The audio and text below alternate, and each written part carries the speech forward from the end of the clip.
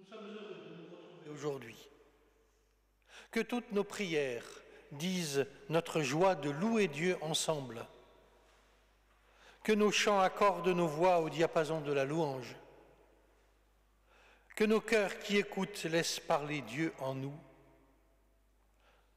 Aujourd'hui, nous sommes venus nous rassembler, confiants en sa promesse, interpellés par les paroles qui lui rendent témoignage. Oui, nous voulons le célébrer et le louer et invoquer sa présence. C'est ce que je vous propose de faire avec le premier cantique sur ton Église universelle, le 36-13. Et je vous invite à vous lever pour le chant.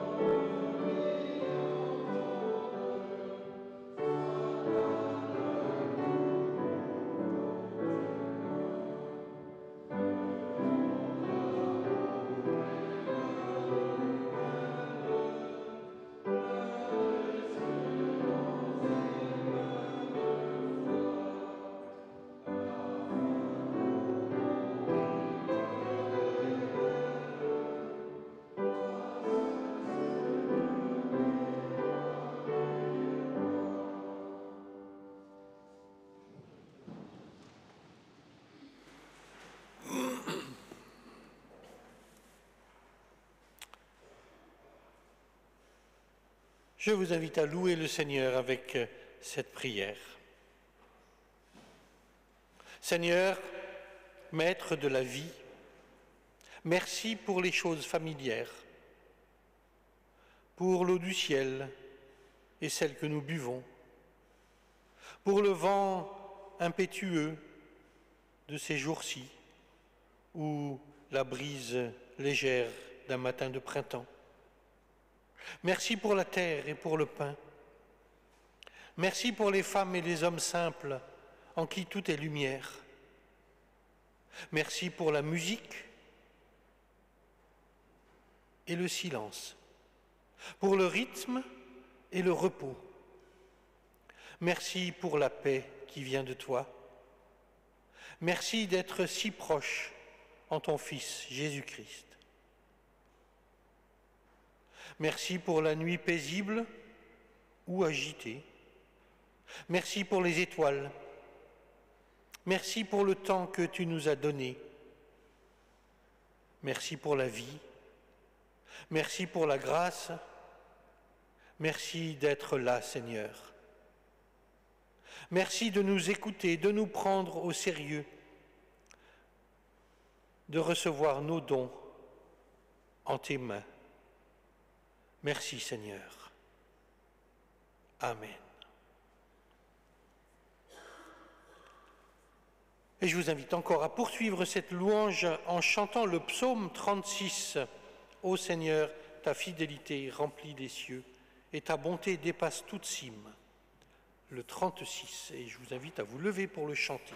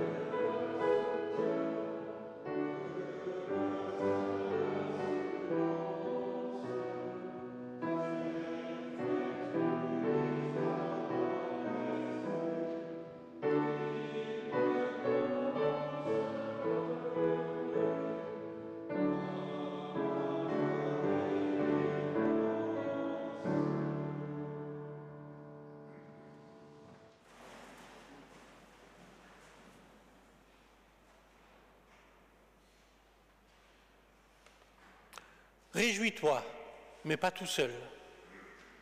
Refuse la joie qui blesse les autres. Ne prends pas d'eau si d'autres ont soif. Fuis la richesse qui t'isole, la puissance qui t'enorgueillit, la liberté qui rend esclave. Aime Dieu et ton prochain, et Dieu sera avec toi, et Dieu sera ta joie.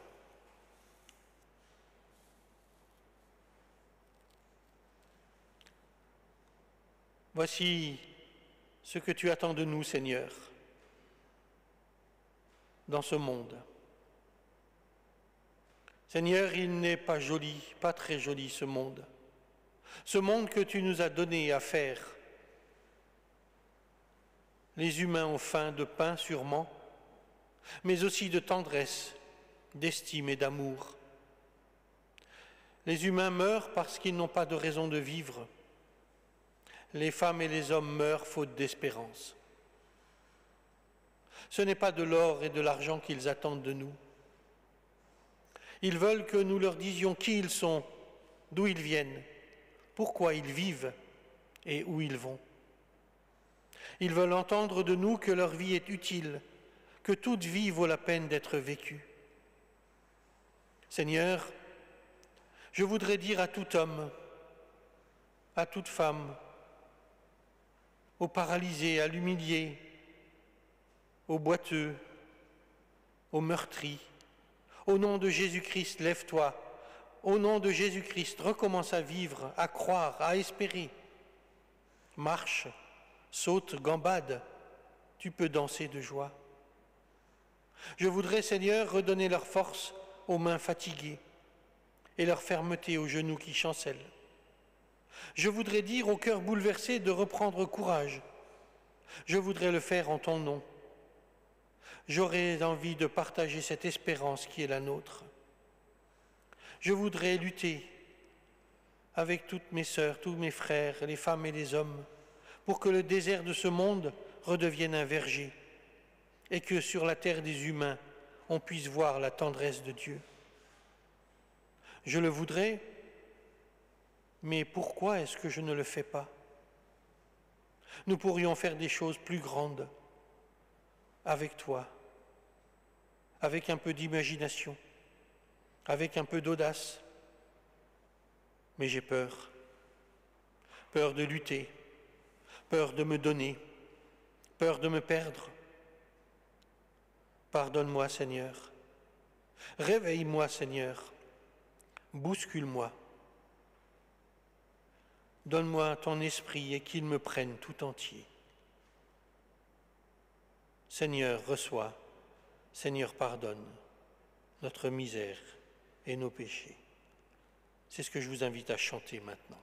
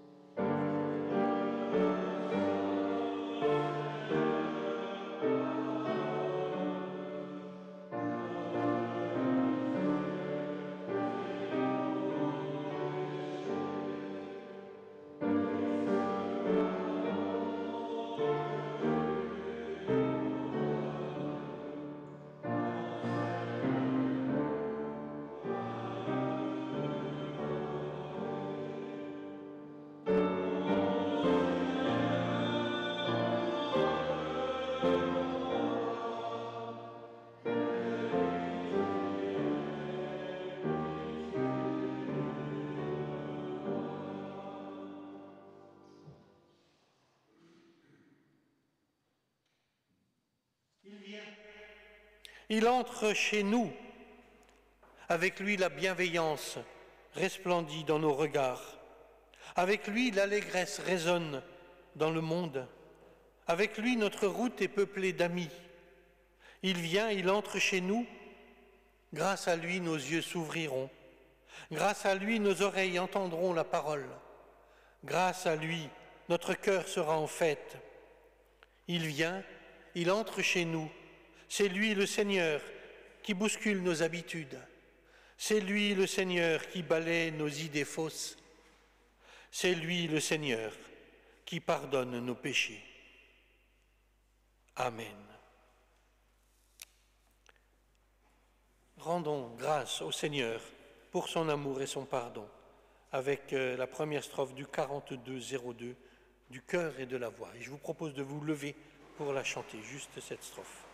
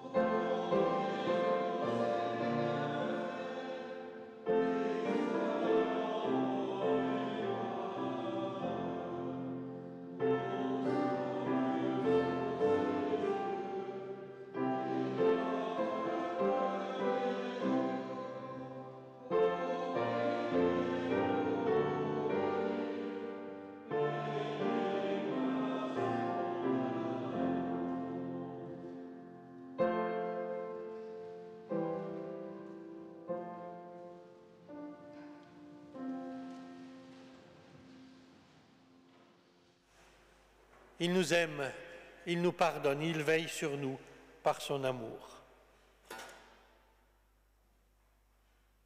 Fort de cet amour et de la grâce de Dieu, je vous invite à faire vôtre cette confession de foi qui nous vient d'Afrique du Sud.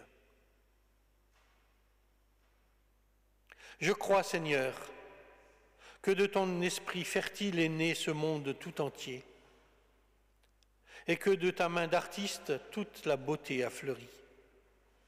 Je crois en toi, architecte, ingénieur, ouvrier et charpentier, maçon et bâtisseur, créateur d'esprit, de musique et de chant, de pluie et de vent, de paix et d'amour. Je crois en toi, toi, Christ ouvrier, lumière de lumière et Fils unique de Dieu, qui, pour le salut du monde, a pris chair du sein de Marie. Je crois que tu as été fouetté, torturé par dérision, martyrisé sur la croix, quand Pilate était gouverneur, lui qui a cru gommer son erreur en se lavant les mains. Je crois en toi, ami, esprit vivifiant du Christ ouvrier, conquérant de la mort.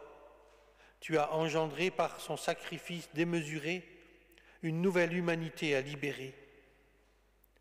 Tu ressuscites en chaque bras qui se tend, en chaque mot prononcé pour la défense de ton peuple contre l'exploitation.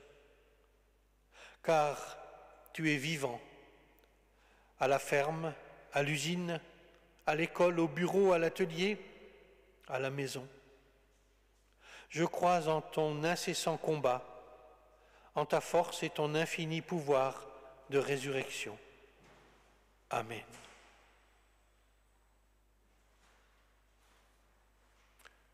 Et avant de nous mettre à l'écoute des Écritures, je vous invite à prier. Toi qui es le Dieu d'Abraham, le Dieu d'Isaac et le Dieu de Jacob, toi qui es le Dieu de Jésus-Christ, toi qui es le Dieu d'hommes et de femmes que nous avons rencontrés et dont nous admirons la foi, toi qui es notre Dieu,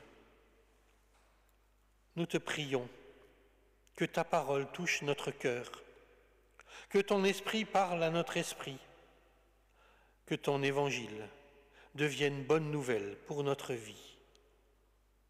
Amen.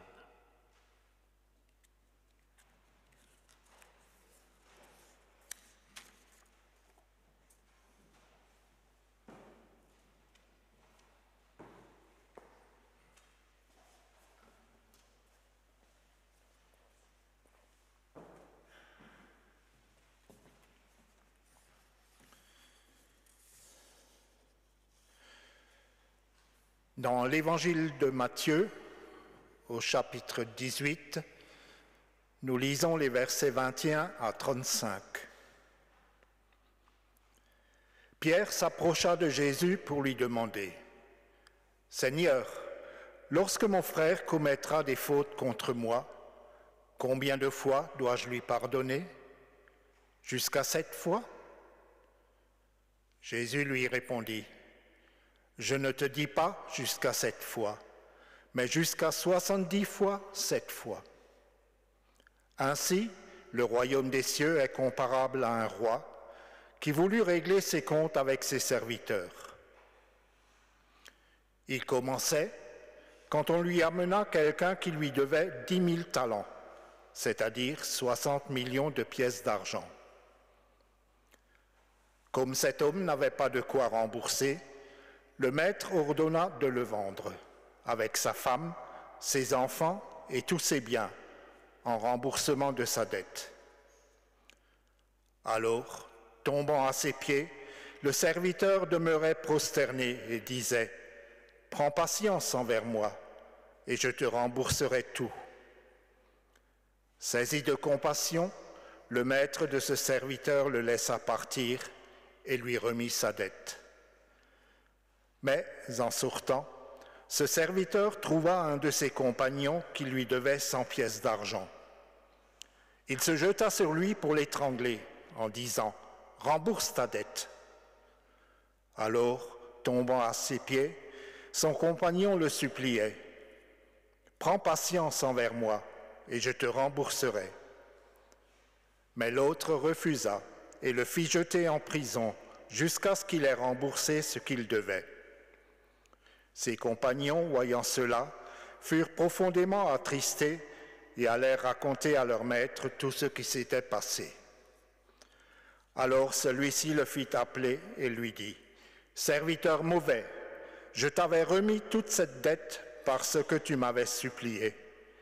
Ne devais-tu pas, à ton tour, avoir pitié de ton compagnon, comme moi-même j'avais eu pitié de toi ?» Dans sa colère, son maître le livra au bourreau, jusqu'à ce qu'il eût remboursé tout ce qu'il devait. C'est ainsi que mon Père du ciel vous traitera, si chacun de vous ne pardonne pas à son frère du fond du cœur. Et dans Jean, au chapitre 2, vous entendez les versets 12 à 14. Je vous écris, petits enfants, parce que vos péchés vous sont pardonnés à cause de son nom. Je vous écris, Père, parce que vous avez connu celui qui est dès le commencement. Je vous écris, jeunes gens, parce que vous avez vaincu le malin. Je vous ai écrit, petits enfants, parce que vous avez connu le Père. Je vous ai écrit, Père, parce que vous avez connu celui qui est dès le commencement. Je vous ai écrit, jeunes gens, parce que vous êtes forts et que la parole de Dieu demeure en vous et que vous avez vaincu le malin.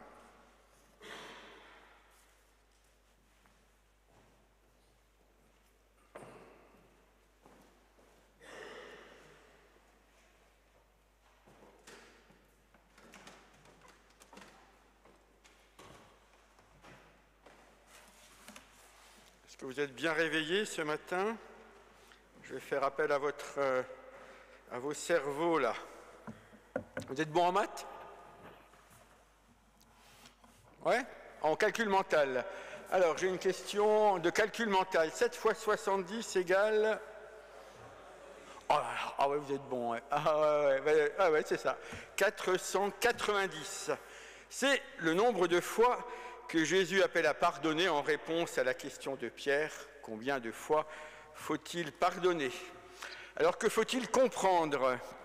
Que je vais tenir un compte du nombre de fois où je pardonne, et lorsque le compte est épuisé, une fois que j'arrive à 490, au cours de ma vie, je ne sais pas, eh bien, j'aurai le droit alors de couper les ponts ou d'exploser, ou chaque fois qu'une personne m'agace, je dois laisser passer 490 fois, supporter les choses, mais à la 491e, j'exploserai. Il y a un autre exercice de mathématiques dans le même texte de Matthieu 18. Je vais vous lire l'énoncé du problème. Un maître remet une dette de 10 000 talents à son serviteur. Celui-ci rencontre ensuite une connaissance qui lui doit 100 deniers et il refuse de lui remettre cette dette. Ce qui met en fureur le maître, parce que le serviteur s'est vu remettre une dette X fois supérieure à celle qu'il a refusé de remettre. La question est alors, combien fait X? On va afficher le problème. Voilà, donc 100 deniers fois X égale 10 000 talents. Alors, il y a je vous ai ajouté quelques éléments supplémentaires. Combien fait X? Sachant qu'un denier, on considère que c'est à peu près une journée de travail à l'époque. Je l'ai transformé en SMIC, 9,12 € l'heure, 8 heures de travail dans une journée. Donc un denier, c'est à peu près 73 €. Quelle somme a été remise donc par le maître à son serviteur? Donc il faut faire ici le calcul que je vous laisse faire. Voilà. Quelle somme a été remise? Ah, j'ai 1 million. Alors, il y a un élément que vous n'avez pas. Ah si, 100 deniers, c'est 10 000 talents. Donc, c'est 10 000 fois 73 On a le résultat qui s'affiche. Donc il faut faire 10 000 talents fois 6 000, puisqu'il fois 6 000. Ah oui, il y a une donnée que j'ai oublié de vous indiquer. C'est qu'un talent vaut à peu près 6 000 deniers. Voilà, c'est l'élément qu'il vous manquait dans le calcul. Voilà, un talent, c'est de là que vient le 6 000. Alors, ce sont des chiffres qui sont approximatifs parce que les historiens ne sont pas tout à fait d'accord sur la valeur d'un talent. Enfin, il y avait des talents romains, juifs, grecs, il y avait des talents en or, des talents en argent. Bon, habituellement, on considère qu'un talent, c'est 6 000 deniers, ce qui nous donnerait donc la somme de 4 380 millions d'euros, si on convertissait à peu près en niveau de vie actuel. En francs, ah ben, faut faire 6 fois 6,5. J'ai oublié ces 6, quelque chose comme ça. Ben, vous faites fois 6 à peu près, autour de 25 milliards, 25 milliards 5 de tête. Voilà, mais si vous prenez vos calculatrices si vous voulez, c'est ce que ça donnerait. Et quelle somme a refusé de remettre le serviteur? Ça c'est plus simple. Il suffit de faire 100 fois 73. Je crois que ça s'affiche. Voilà, 7 300 euros. Donc on a 4 milliards que devait le serviteur à son maître et l'ami du serviteur lui devait 7 300 euros. Et dernière question, quelle somme, combien de fois la dette qui lui a été remise représente-t-elle de dette qu'il a refusé de remettre? C'est 600 000 fois moins. Voilà, le rapport entre la dette remise et la dette refusée d'être remise, c'est 600 000 fois moins. Alors, ces chiffres, je vous ai peut-être un petit peu perdu ou fatigué. En fait, ces chiffres n'ont aucun intérêt si, en soi, ils sont totalement démesurés, totalement absurdes peut-être, parce que quel est l'enjeu de cette parabole ici? C'est de manifester ou de nous parler d'abord du pardon. Et je crois que si Jésus nous donne des chiffres démesurés, à la limite de l'absurde, c'est pour nous dire d'abord que le pardon n'est pas une notion comptable, que le pardon n'est pas une notion qui relève des mathématiques.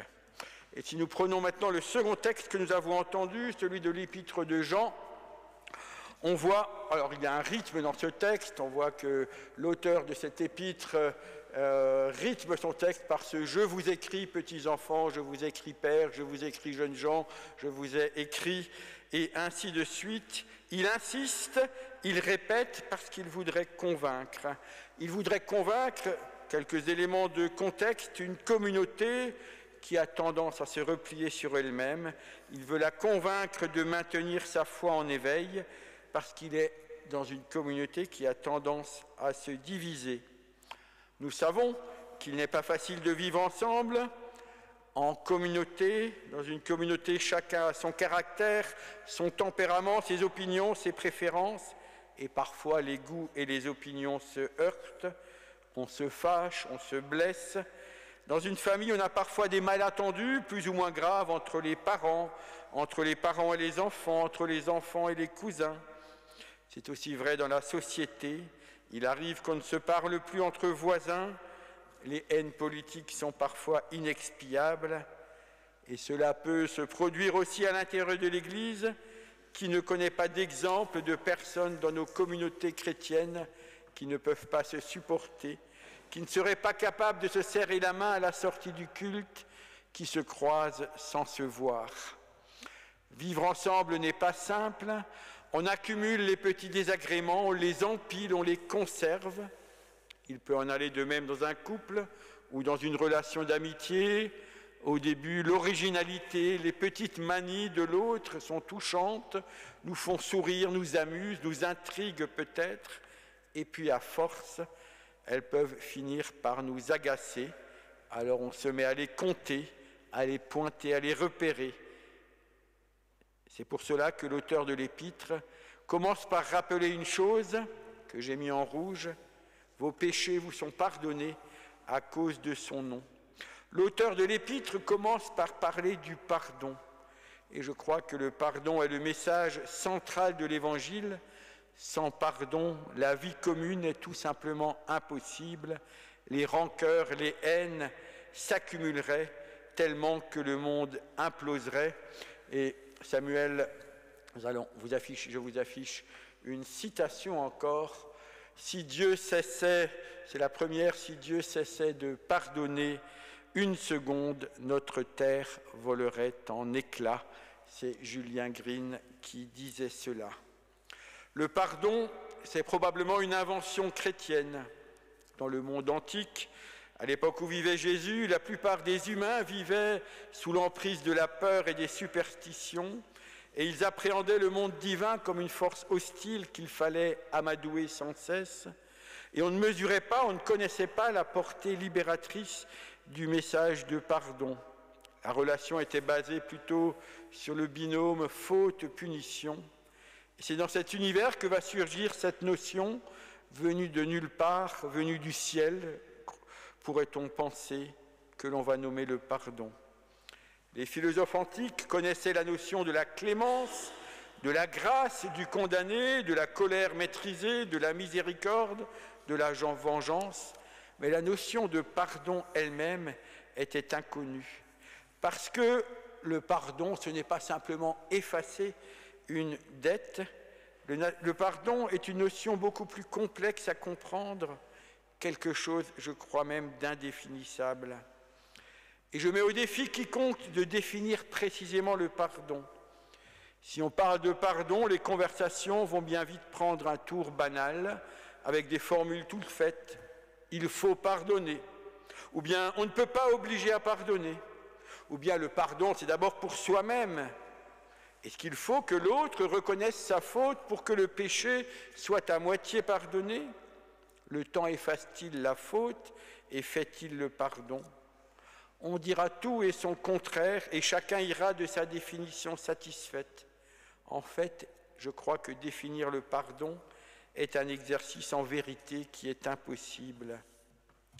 L'un de ceux qui a le plus profondément pensé le pardon fut un philosophe du XXe siècle, Vladimir Jankélévitch. Il a écrit en 1967 un livre intitulé simplement « Le pardon ». Il était confronté à la question des crimes impardonnables de la Shoah et il écrira « Le pardon n'est pas classifiable sous une règle générale de la morale, pas plus qu'il ne serait l'équivalent d'une vertu. Le pardon est une notion juive et chrétienne qui relève d'une folie, d'un impensable. Il est le commandement suprême, la valeur la plus haute, l'idéal de toute morale. Et le Dieu biblique est un Dieu d'abord du pardon. Et en cela, il est un Dieu dans le concert de toutes les divinités, de toutes les croyances, un Dieu qui est absolument excentrique, c'est-à-dire incomparable. Un Dieu excentrique où Jankélévitch dira même un Dieu qui est fou. C'est ce Dieu qui est lent à la colère, riche en bonté et en fidélité, qui conserve son amour jusqu'à 1000 générations et qui pardonne l'iniquité, la rébellion et le péché. C'est ce Dieu excentrique ou ce Dieu fou qui demande sur la croix « Père, pardonne-leur, car ils ne savent pas ce qu'ils font ». Le Dieu excentrique, le Dieu fou, est un Dieu qui ne relève pas du registre de la raison, ni des mathématiques, de la physique, ni encore de la morale, de la logique, ni du bien ou du mal. Nous vivons dans un monde régi selon deux registres. D'un côté, les lois objectives, calculables, celles des mathématiques et de la physique, accessibles par la science et la connaissance. D'un autre côté, il est régi, le monde dans lequel nous vivons, par la morale, qui elle est subjective, évolutive, accessible par la philosophie et le débat politique. La science fonctionne selon les lois de la nature, les lois physiques qu'elle essaye de comprendre. Ces lois sont précises, incontestables et nécessaires. La morale, quant à elle, est le registre de la justice. Elle relève en partie de la logique, mais elle intègre aussi des notions évolutives et des notions morales comme la punition, la grâce, le contexte des événements. Ainsi, selon les lieux et les époques, selon les circonstances, l'acte de voler ou de tuer sera diversement condamné. La notion de crime même sera diversement classifié. Ainsi, en France, on nomme crime tout acte illégal pouvant être sanctionné par une peine de plus de 10 ans de prison, mais cette notion peut varier selon des gouvernements, selon l'évolution des sociétés, et l'actualité nous rappelle les débats autour de la qualification d'actes relevant de crimes de guerre ou alors de la mise en place d'une notion nouvelle de crime environnemental. Mais ça, c'est la justice des hommes qui relève de la morale. La justice de Dieu relève quant à elle d'un tout autre registre, parce que Dieu ne sait pas du tout compter. Parce que Dieu a raté son bac à cause des maths, il a certainement eu également, je crois, un 0 pointé en philosophie. On a dit de Dieu qu'il était un horloger, l'identifiant avec les lois de la nature, mais le Dieu horloger n'est pas Dieu, n'est pas le Dieu biblique.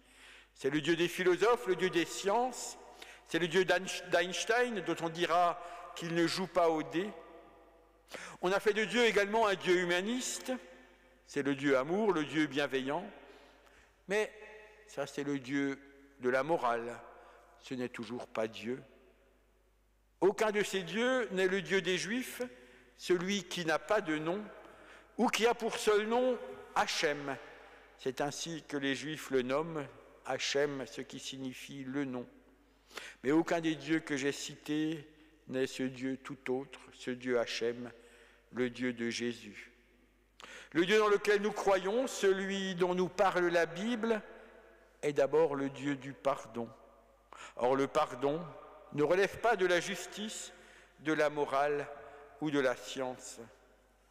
Ce que décrit cette histoire, qui remonte à une quinzaine d'années en Italie, et que je vous raconte. Sabina Rossa était une députée du Parti démocrate, membre de l'Association italienne des victimes du terrorisme, dont le père Guido fut assassiné en 1979 à Gênes par les Brigades Rouges. Elle demanda, comme députée, 30 ans après les faits, c'était donc à la fin des années 2000, la libération conditionnelle de l'assassin de son père. Elle expliquera ainsi « La justice est l'élément fondamental de la société, mais cela n'a rien à voir avec Guagliardo, qui est le nom de l'assassin, qui a passé 28 ans en prison et qui a aujourd'hui droit à la liberté. » Un journaliste lui posait la question alors « Est-ce que vous lui pardonnez ?» Elle répondit « Un pardon ? Le pardon appartient à la sphère religieuse qui ne m'appartient pas. Disons que je n'éprouve plus ni rancœur ni désir de vengeance. » Ce que je retiens dans ces mots, c'est cette phrase « Le pardon appartient à la sphère religieuse qui ne m'appartient pas. » Ce qu'elle disait, c'est que sa demande de libération de l'assassin de son père n'était pas un acte de pardon de sa part, c'était un acte de justice. Mais si en elle, elle avait été libérée de la rancœur et du désir de vengeance, cela relevait d'autre chose, d'un don, de la grâce et non d'une décision personnelle. Elle n'avait pas à pardonner parce que le pardon était entré en elle. Pardon au sens étymologique du mot grec « aphiémi » qui signifie « ce qui s'en est allé ». Il arrive parfois, trop souvent, que nous soyons soumis à des injonctions ou que nous soumettions les autres à nos injonctions en disant « mais vous devez vous pardonner » ou bien on va utiliser le pardon comme une obligation morale. Eh bien, cela n'a pas de sens.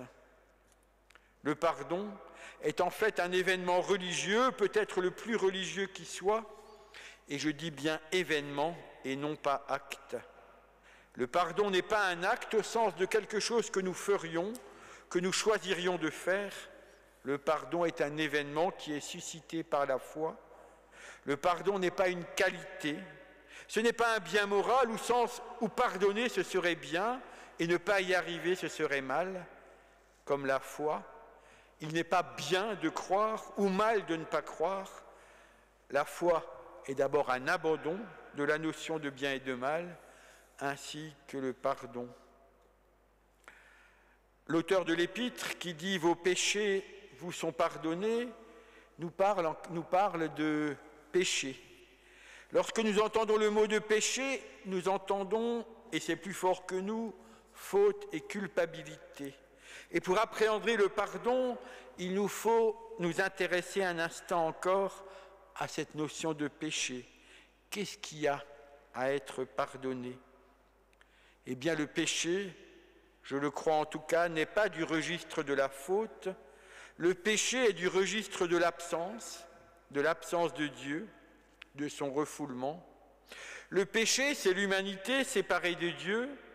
Et si on peut parler de péché originel, même si cette notion a beaucoup choqué, elle ne me choque pas moi pour ma part, parce que pour exister hors de Dieu, pour vivre, l'homme a dû, dès l'origine, et c'est ce que nous rappelle le récit de la Genèse, il a dû se séparer de Dieu, et à partir de là, il est pécheur, puisque séparé en partie de Dieu.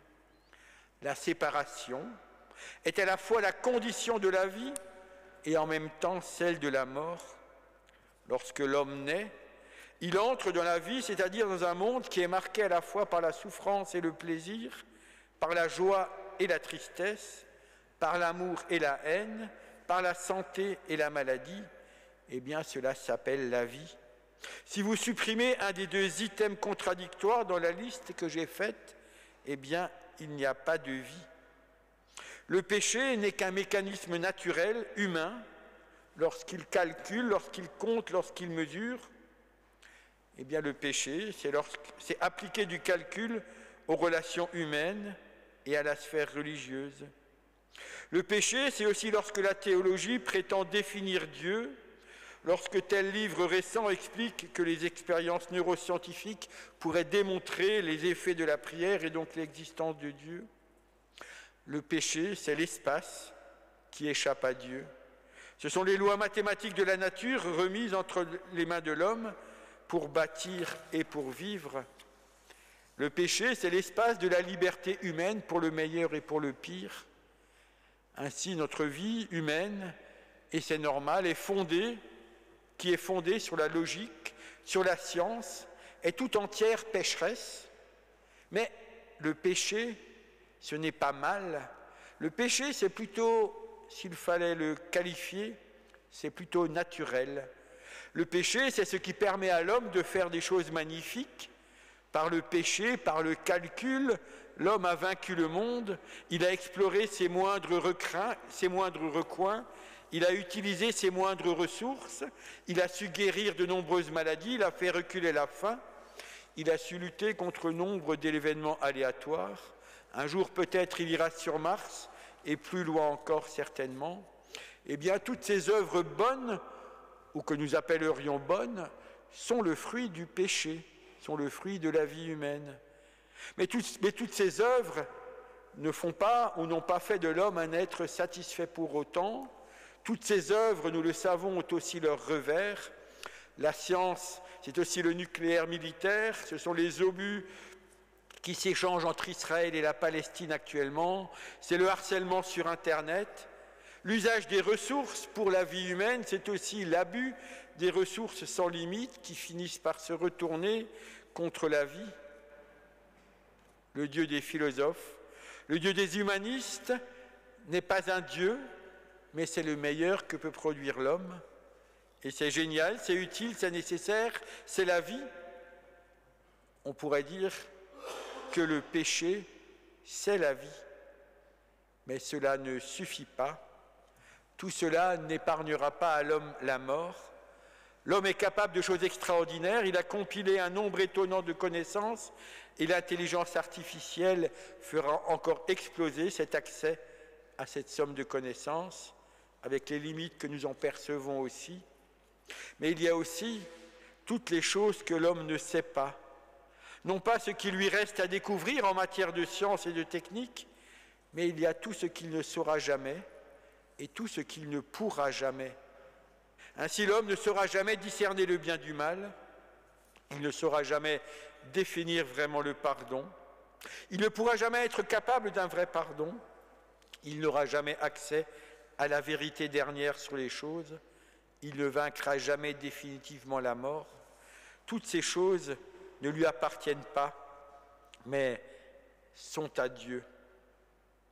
Julien Green disait, si Dieu cessait de pardonner une seconde, notre terre volerait en éclats. Dans le conflit qui ravage actuellement Israël et la Palestine, la diplomatie, les rapports de force, l'économie sont des outils utiles, nécessaires, mais nous savons bien que cela ne suffira pas. Il faut quelque chose en plus, quelque chose qui ne relève pas, je crois, de la simple bonne volonté humaine. Il faut du surnaturel en plus. Devant l'horreur des guerres, devant tout conflit, on peut envisager des méthodes, de la médiation, une coalition pour protéger les plus faibles, des casques bleus, de la justice sociale.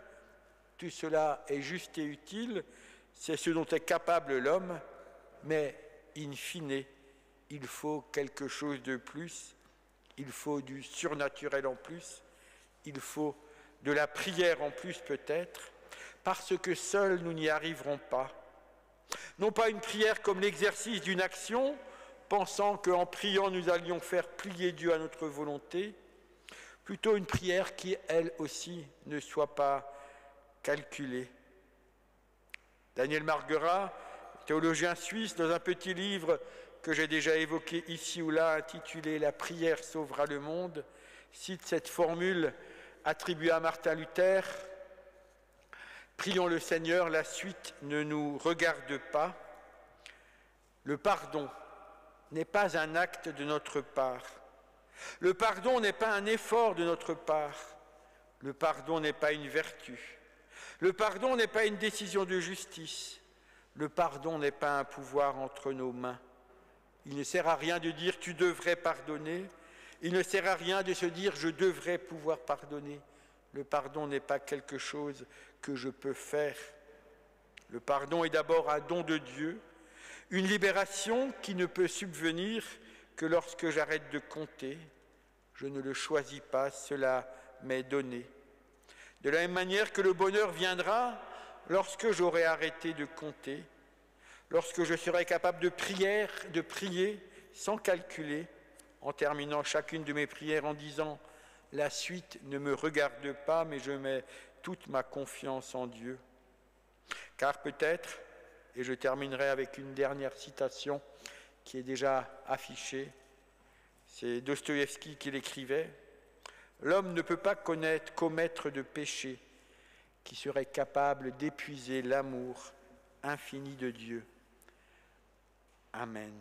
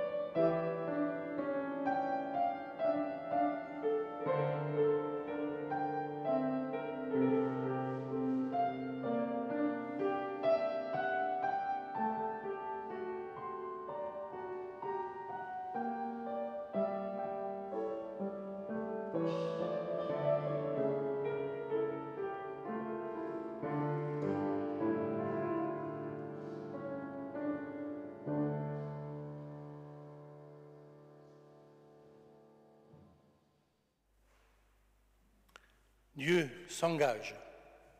Et je vous invite à chanter ce Dieu qui s'engage au 4707. Si Dieu pour nous s'engage, qui sera contre nous? Et je vous invite à vous lever pour le chanter.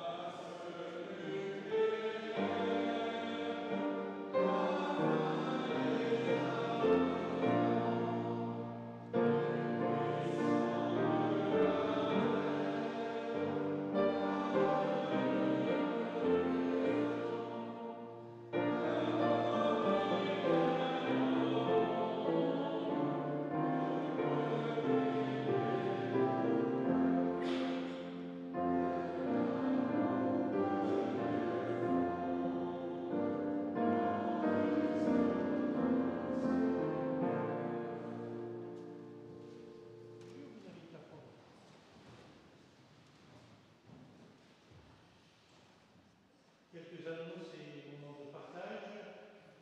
Donc, le mardi 31 octobre, Sylvia Samy a été accompagnée,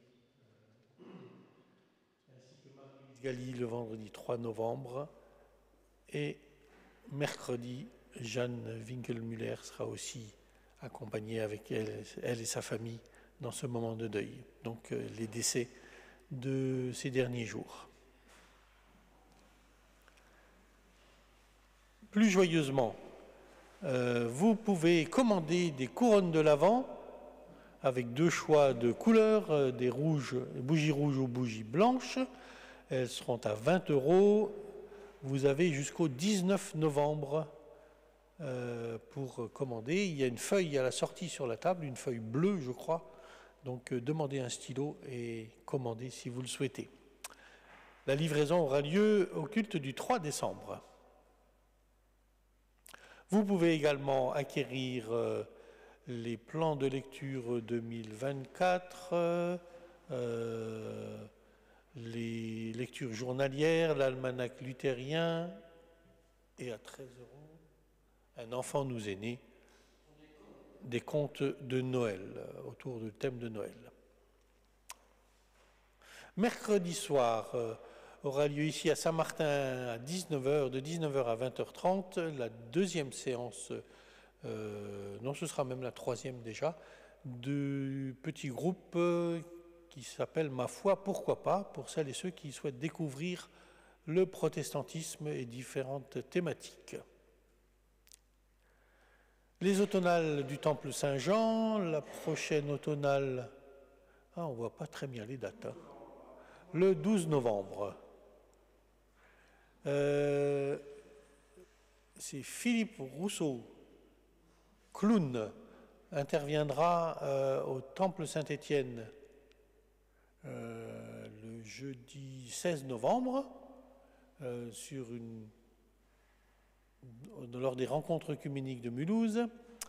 Et il sera aussi à la salle Terre Nouvelle, la Terre Nouvelle, 25 rue Georges Sand, le 17 novembre à 20h30. Dans le thème, autour de l'activité clown et foi, lancée par Joachim. Des moments bibliques durant ce mois-ci et cette semaine, à Terre Nouvelle, rencontre biblique œcuménique sur le thème le livre de l'Apocalypse de Jean, jeudi 9 novembre à 20h. Philippe Rousseau, donc j'en ai déjà parlé, clown par foi, donc le jeudi 16 novembre à 20h au Temple Saint-Étienne. Nous cherchons aussi des bénévoles pour l'accueil au Temple Saint-Étienne durant la période de l'Avent. Donc il y aura une première rencontre d'information au Temple le samedi 18 novembre à 10h. Et puis en partenariat avec le Palace, le Cinéma Palace à Mulhouse, un cycle de séances qui s'appelle Abemus Ciné. Une première séance de ciné-débat aura lieu autour du film Abemus Papam, que je vous recommande, c'est très, très profond et très drôle aussi. Le mercredi 28 novembre à 19h30, le mardi 28 novembre, pardon, à 19h30, au cinéma Le Palace. Alors ce n'est pas le dimanche 15 octobre, notre prochain culte, ce sera nous sommes le 12 novembre, à 10h ici même.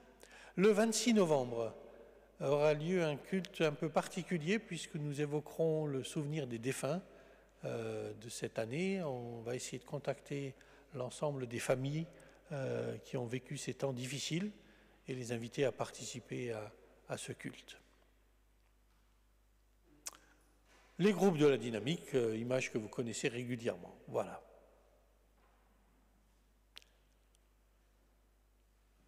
Et c'est maintenant le temps de l'offrande.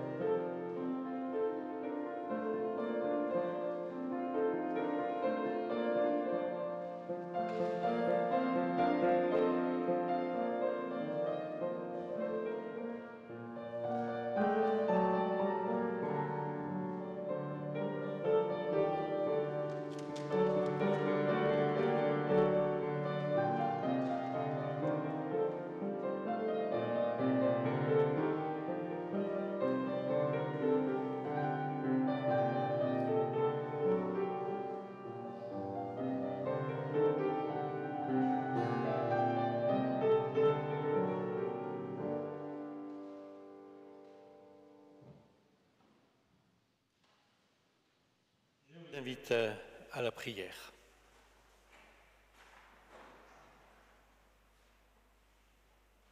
Seigneur, nous te faisons offrande parce que l'argent prend de la valeur quand il devient occasion de dire notre attachement à toi, quand il devient occasion de partage avec nos sœurs et nos frères, quand il devient instrument de justice dans ce monde qui en a besoin. Et nous sommes rassemblés devant toi. Nous te présentons ce monde. Nous te prions pour tous ceux que tu nous mets en mémoire. Que ta volonté soit faite. Nous te remettons tous les peuples de la terre, en particulier tous ceux qui vivent la guerre, l'opposition, la violence, en Ukraine, au Moyen-Orient. Nous te remettons tous ces êtres humains que tu considères comme tes enfants. Que ta lumière vienne illuminer les temps à venir, que ta parole retentisse pour annoncer la paix. Nous te remettons celles et ceux qui ont dit oui à ton appel et qui témoignent de ton amour là où ils se trouvent. Que chacun reçoive de toi force et joie pour accomplir sa mission, particulièrement dans les lieux où règnent la guerre et la violence. Nous te remettons chaque personne en souffrance, chaque être humain habité par le désespoir et le chagrin. Tu ne prends pas seulement soin de ton peuple, mais de toute créature. Soutiens le malade et le mourant. Donne-nous la parole qui exprime ce soutien. Accompagne l'endeuillé et rends-nous présents à sa peine. Encourage le chômeur, celui ou celle qui se sent inutile, oublié. Apprends-nous à partager son souci. Conduis tous les enfants dans l'espérance. Par ton esprit, aide-nous à transmettre ta promesse avec fidélité. Donne ta sagesse, Seigneur, à tous les responsables politiques, économiques et sociaux. Fais de nous des citoyens attentifs, constructifs, engagés, qui mettent l'Évangile au cœur de leur vie et du monde. Et nous te remettons celles et ceux qui nous sont chers, qui nous sont proches, que nous vivions avec eux dans la compréhension et l'amour. Amen.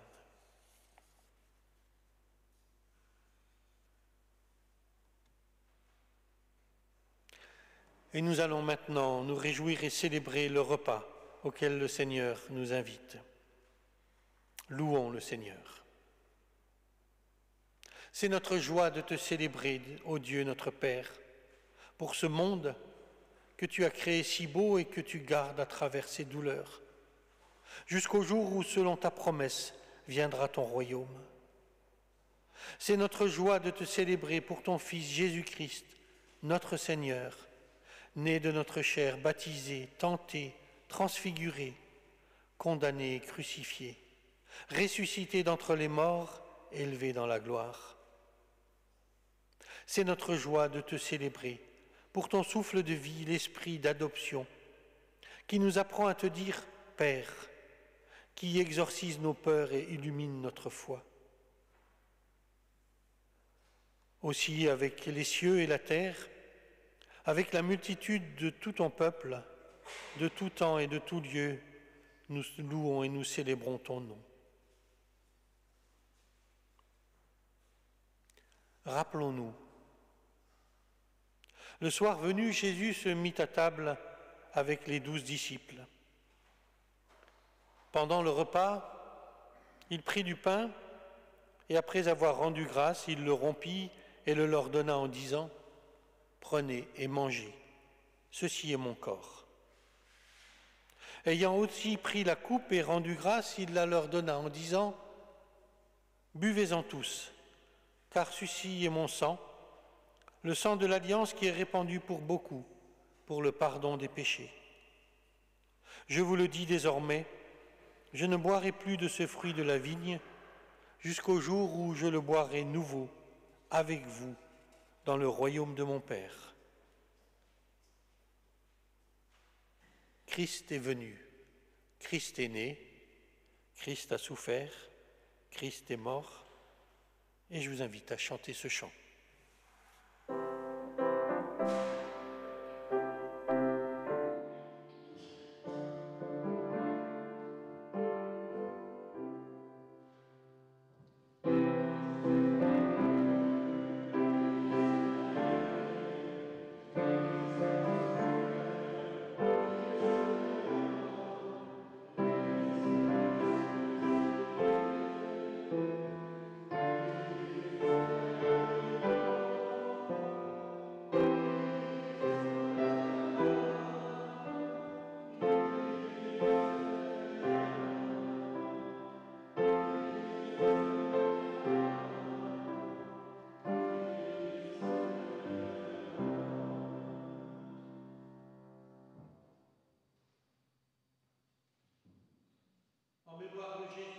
Ressuscité pour nous, nous te présentons, Père, ce pain et cette coupe, où tu veux nous faire goûter le pain de la vie et la coupe du royaume.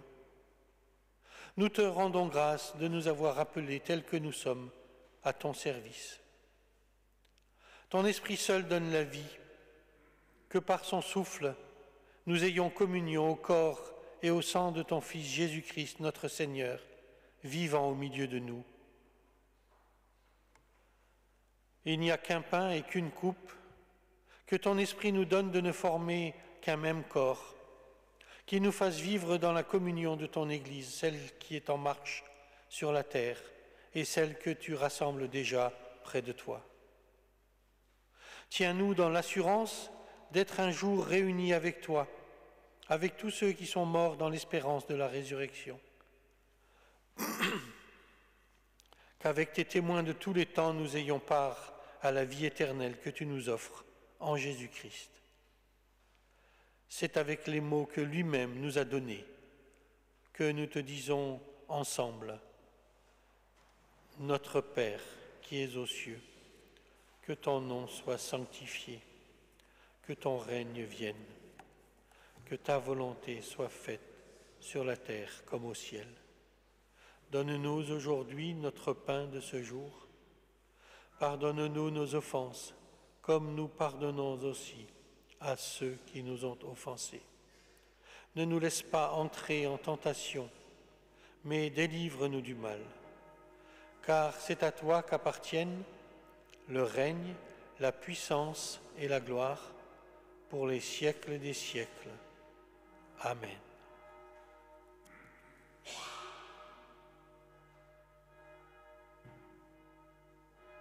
Tout est prêt, dit le Seigneur. Voici le repas que nos mains ont préparé. Le Seigneur nous invite lui-même. Voici la table que nous avons dressée. Il vient lui-même la présider.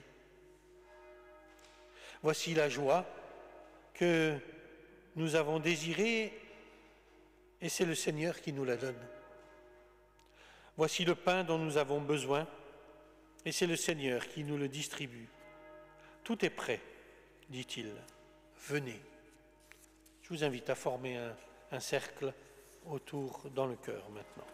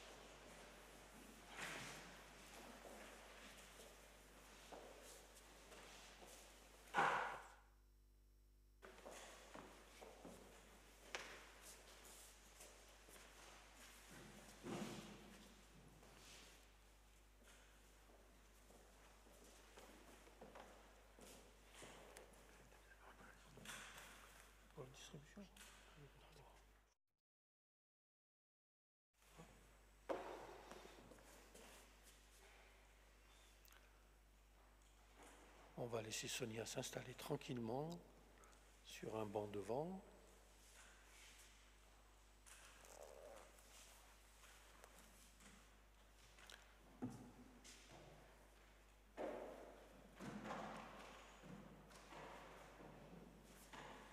Oh, j'aurais pu se mettre là.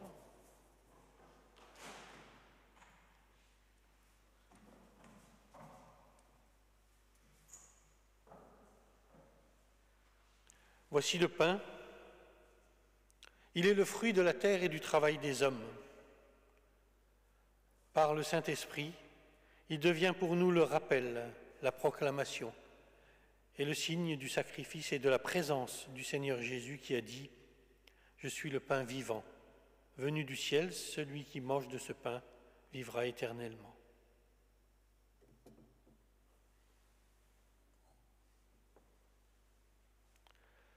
Voici le vin, le jus du raisin. Il est le fruit de la terre et du travail des hommes.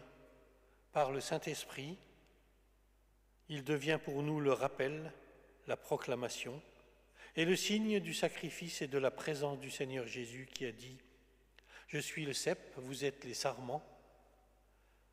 Celui qui demeure attaché à moi porte beaucoup de fruits, car hors de moi, vous ne pouvez rien faire. »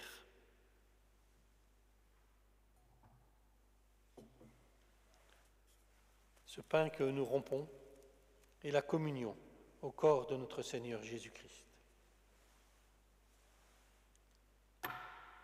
Cette coupe de bénédiction pour laquelle nous rendons grâce à Dieu est communion au sang du Seigneur Jésus-Christ. Dans la joie du royaume qui vient, partageons ce pain et ce vin.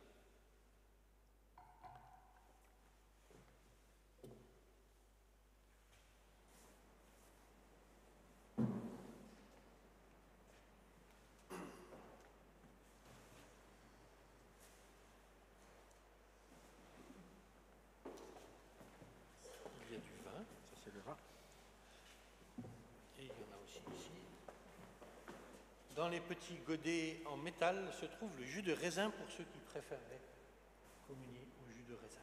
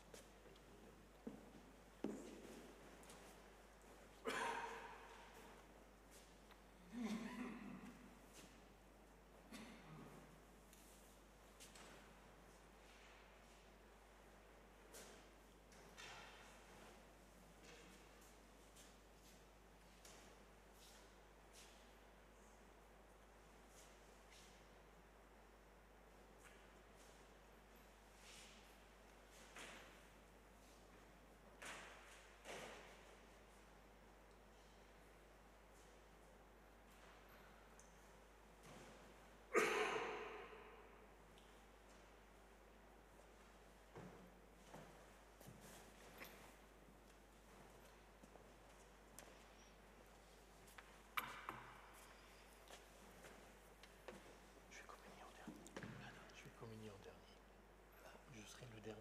D'accord.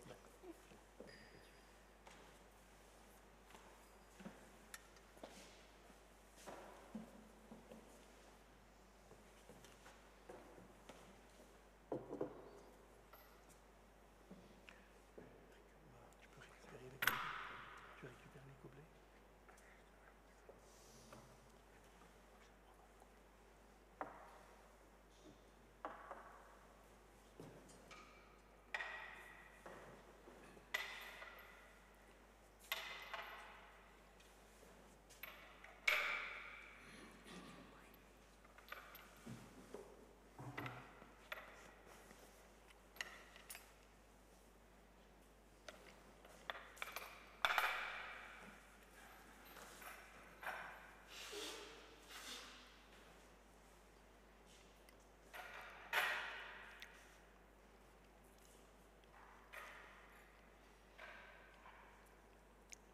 Je vous propose de chanter « Christ est venu ».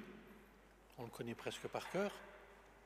Christ est venu, Christ est né, Christ a souffert, Christ est mort, Christ est ressuscité.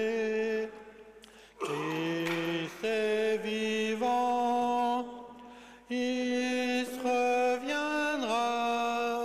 Christ est là, Christ reviendra, Christ est là.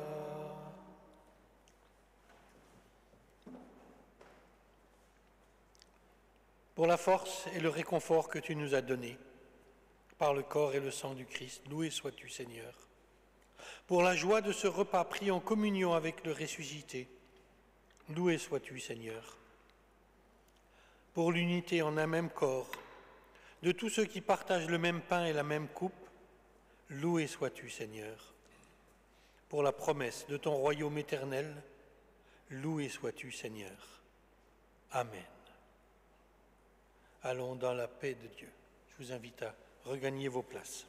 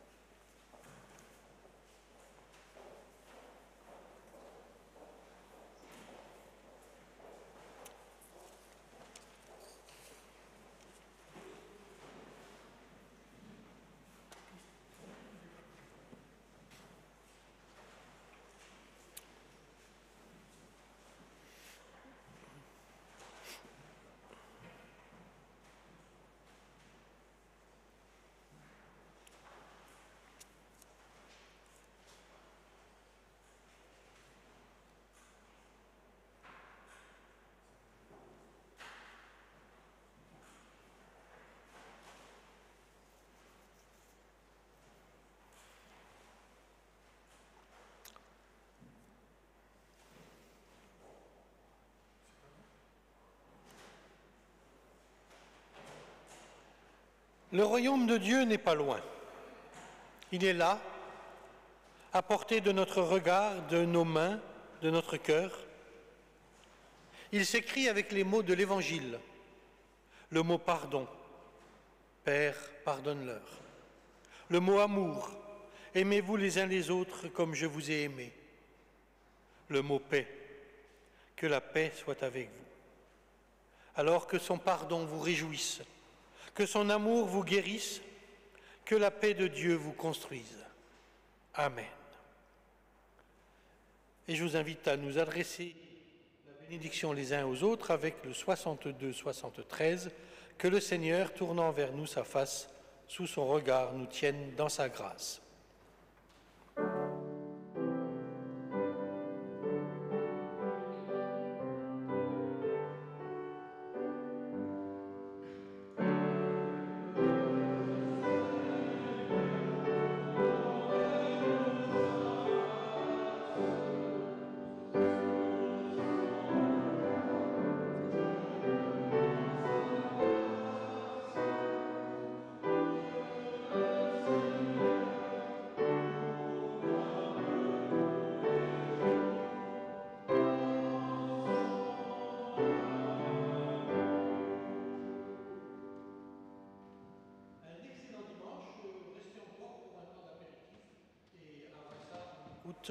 Jean-Jacques au piano.